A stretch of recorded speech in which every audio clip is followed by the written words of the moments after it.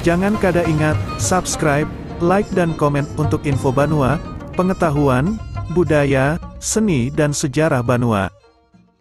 Perjuangan Ratu Zaleha, wanita Kesultanan Banjar yang ditembus peluru Belanda.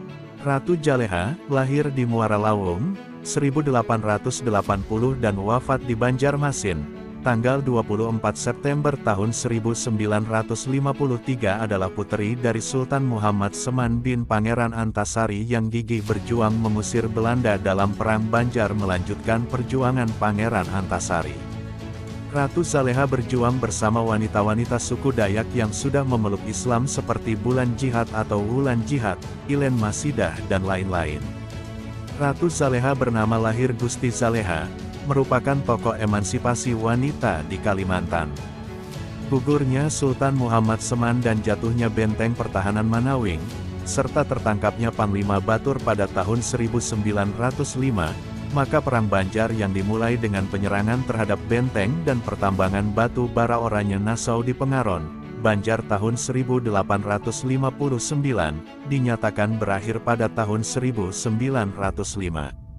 Perjuangan Pangeran Antasari melawan penjajah Belanda berakhir pada tanggal 11 Oktober tahun 1862 di mana dirinya wafat di tengah kecamuk perang. Ternyata para keturunannya tumbuh sebagai sosok-sosok tangguh yang melanjutkan perlawanan Pangeran Antasari, salah satunya yaitu cucunya yang bergelar Ratu Zaleha. Sejak kanak-kanak, Zaleha telah merasakan getirnya perjuangan bersama ayahnya dan kakeknya melawan penjajah Belanda. Saat ditinggal mati kakeknya, Pangeran Antasari, Zaleha sangat kehilangan. Ketika beranjak dewasa, Zaleha bersama ayahnya gencar mengusir penjajah dan selalu dikejar-kejar Belanda sampai masuk hutan keluar hutan. Sebelum ayahnya meninggal, Gusti Zaleha diberi cincin kerajaan dari ayahnya. Sejak itu pula dia menggantikan ayahnya sebagai pemimpin perang tertinggi, lalu diberi gelar Ratu Zaleha. Bersama sang suami, Gusti Muhammad Arsyad, Zaleha melanjutkan perjuangan ayahnya. Ratu Zaleha dapat menghimpun kekuatan dari suku-suku Dayak Dusun, Kenyah, Ngaju, Kayan, Siang, Bakumpai, dan suku Banjar. Dia berjuang bersama seorang perempuan pemuka Dayak Kenyah bernama Bulan Jihad atau Wulan Jihad. Ada juga nama Ilen Masidah dan lain-lain. Selama masa perjuangan fisik, Ratu Zaleha bersama Bulan Jihad juga memberikan pelajaran baca tulis, seperti tulisan Arab Melayu dan ajaran agama Islam kepada anak-anak Banjar. Keduanya juga memberi penyuluhan kepada perempuan-perempuan Banjar tentang peranan perempuan, ajaran agama Islam, dan ilmu pengetahuan. Ratu Zaleha sangat murka ketika suami dan pasukannya dilumpuhkan Belanda. Suaminya ditangkap lalu diasingkan ke Buitenzok atau Bogor pada tanggal 1 Agustus tahun 1904. Zaleha tidak patah arang. Bersama pengikutnya, dia membangun pertahanan di benteng Manawing dan tambang batu bara Oranye Nassau, untuk menghadang gempuran pasukan Belanda yang memiliki persenjataan lengkap.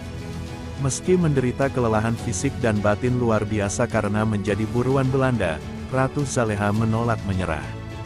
Dia terus melawan. Bahkan, senjata kelewang Ratu Zaleha disebut pernah memotong leher serdadu Belanda dalam suatu pertempuran di Barito. Anggraini Antemas dalam artikelnya di Harian Utama edisi tanggal 26 September tahun 1970 yang berjudul, Mengenang Kembali Perjuangan Pahlawan Puteri Kalimantan Gusti Zaleha, menyebutkan, dalam suatu medan perang di Lembah Barito, Ratu Zaleha terkepung pasukan Belanda. Hutan di sekitarnya dibakar oleh pasukan Belanda hingga menjadi lautan api. Di bawah desingan peluru dan kepungan api yang membakar, Ratu Zaleha keluar mempertahankan hidupnya yang terakhir. Rambutnya yang cukup panjang dan disanggul rapi telah putus dilanda peluru. Lengannya yang kiri ditembus pula oleh peluru yang lain sehingga badannya bergelimang merah darah. Baju dan celana compang camping, darahnya mengalir membasahi tubuh. Namun air matanya tak pernah jatuh setetes pun menyesali perbuatannya itu. Wasiat almarhum ayah dan suaminya sebelum masuk perangkap Belanda tetap dipegang teguh.